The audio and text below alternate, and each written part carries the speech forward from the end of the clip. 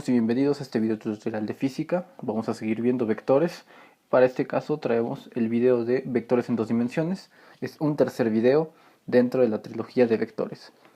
Ahora muy bien, vamos a repasar rápidamente en base a estos dos ejercicios. Es un video únicamente de repaso y que puede ayudar también a de repente vislumbrar una que otra duda.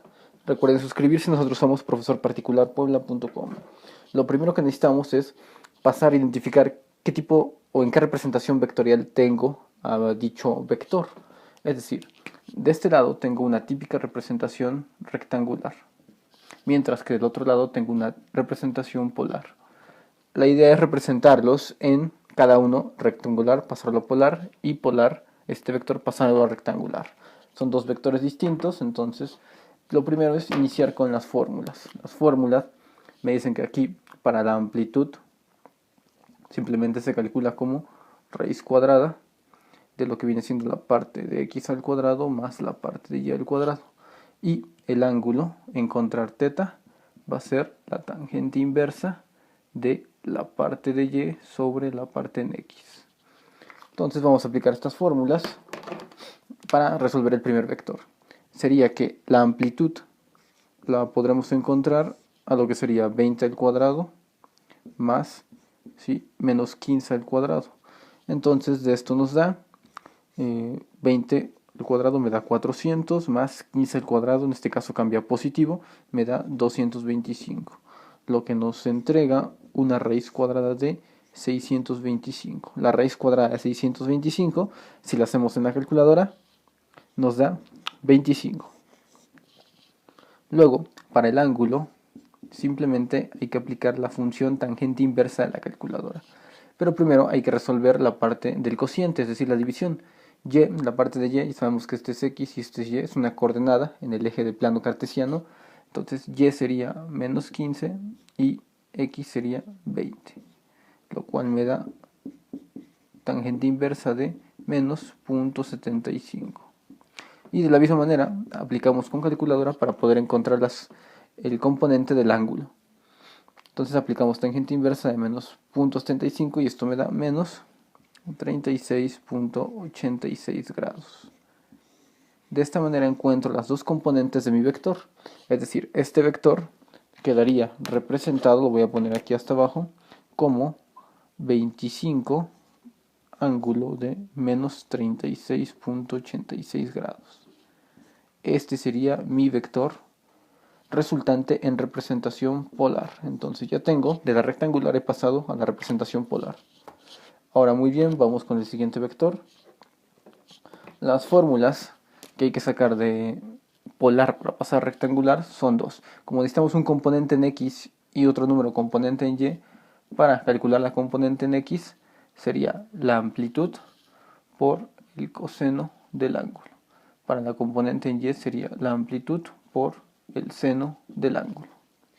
Simplemente con esas dos fórmulas, al aplicarlas, encontramos la conversión.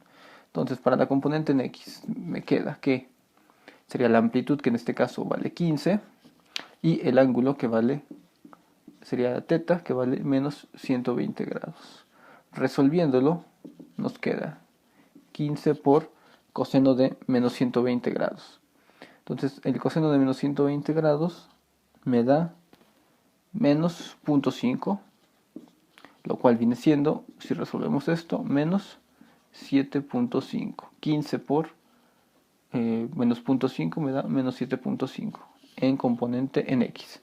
Componente en y sería la amplitud, que me da 15, y finalmente el seno de menos 120 grados. Ojo con el signo negativo, de repente nos da errores muy comunes. El seno de menos 120 viene siendo menos 0.8660. Arrojamos y metemos 4 dígitos para que nuestra multiplicación o nuestra conversión sea lo más legítima posible. Ahora, finalmente, al multiplicar 15 por menos 0.8660, ¿cuánto nos da? Entonces vamos a hacerlo aquí en la calculadora. Sería 0.8660 por 15.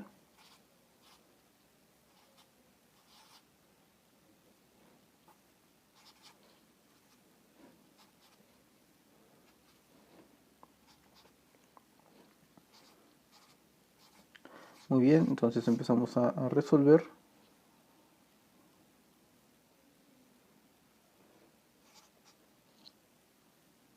Y esto nos daría aproximadamente 13.09, me parece, ¿no? Algo así. Un aproximamiento a 13.09. Ponemos, si quieren, de forma abreviada el resultado. Ahora, como vemos, pues es un número negativo el 13, entonces un menos 13.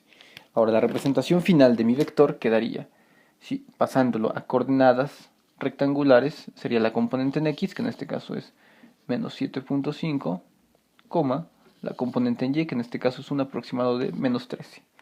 Y de esta manera queda también representado mi vector en forma rectangular. Entonces, únicamente como vemos en este tipo de los vectores, ya vamos a ir haciendo operaciones con vectores. Lo primero que hay que dominar es la simple conversión, como pasar de un vector rectangular a un vector polar, como pasar del polar a un rectangular, viceversa en los dos casos. Entonces, solamente hay que aprender todas estas fórmulas en rojo y practicar y saber utilizar la calculadora. Muy bien, seguiremos viendo otros videos más de videotutoriales de física.